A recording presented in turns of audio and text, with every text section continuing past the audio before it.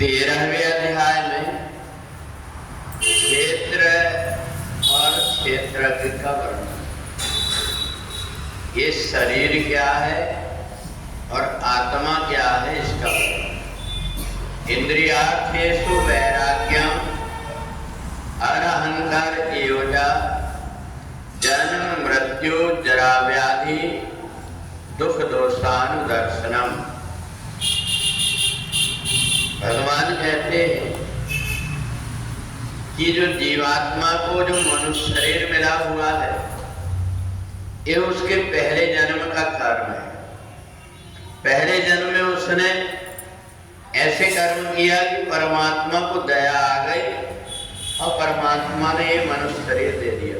कबहू कर करुणा नर देहि देत ईश्वर हेत सने। वो परमात्मा जीवात्मा को मनुष्य का शरीर दे देता है। जब देख लेता है कि उसका जन्म और मरण का चक्कर बहुत हो गया, अब शायद इसकी बुद्धि ठीक हो गई होगी, तो ऐसा मान करके मनुष्य शरीर दे देता है।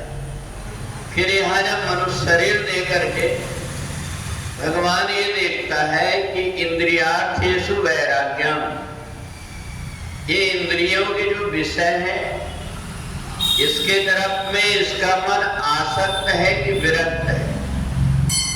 अगर इंद्रियों की तरफ ये मन आसक्त है तो ये मन फिर से कहीं ना कहीं ले जाकर गड्ढे में डाल देता है और फिर परमात्मा को मिलने की बात दूर रही, मनुष्य शरीर भी उस व्यक्ति को नहीं मिल पाता। जन्म मृत्यु जरा व्याधि, वो जन्म मरण बुढ़ापा कई प्रकार के रोग के चक्कर में पड़ जाता है। तो जैसे किसान अपने खेत में जो भी फसल होता है वही फसल उसको मिलती। जो अगर बोता है बबूल और सोचे कि मेरे को आम मिल जाए तो आम नहीं मिल पाता।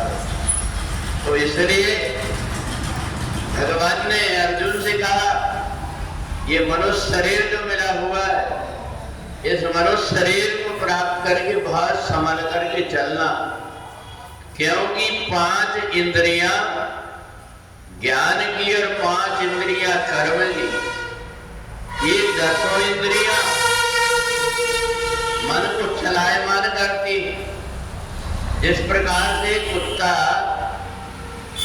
हड्डी मिल जाती है और उसको चावने लगता है और उसको ऐसा लगता है कि मेरे को रस आ रहा है, जबकि रस नहीं है, उसकी दाढ़ में ही हड्डी कड़ी है इसलिए खून आ रहा है। और उस खून को जब वो चाट रहा है तो उसको आनंद लग रहा है कि कोई स्वादिष्ट मेरे को हड्डी से कुछ रस मिल रहा है।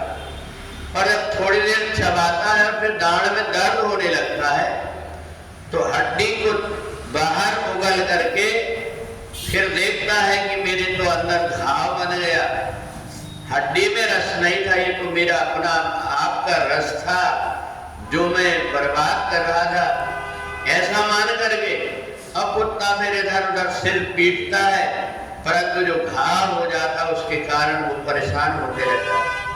ऐसे ही इंद्रियार्थेषु वैराग्यम अनहंकार एवजा, इंद्रियों का जब तक वैराग्य नहीं होगा, विषयों से इंद्रियां जब तक कि नहीं हटेंगी तब तक ये मन परमात्मा में नहीं लग पाता।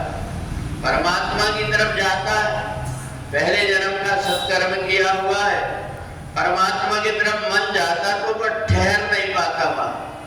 इसलिए नहीं ठहर पाता कि इंद्रियां चंचल है जो इसको इधर उधर भटका लेती, और इसलिए इन इंद्रियों को जो जीत लेगा वो इंद्रियातीत हो जाता है और फिर उसके लिए सुख दुख लाभ हानि मान अपमान अच्छा बुरा कुछ भी नहीं रह जाता, वो अपनी आत्मा में स्थिर हो जाता है।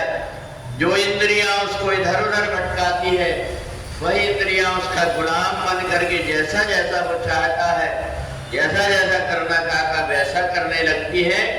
तो ये हमें धीरे धीरे करके अभ्यास करना पड़ता है।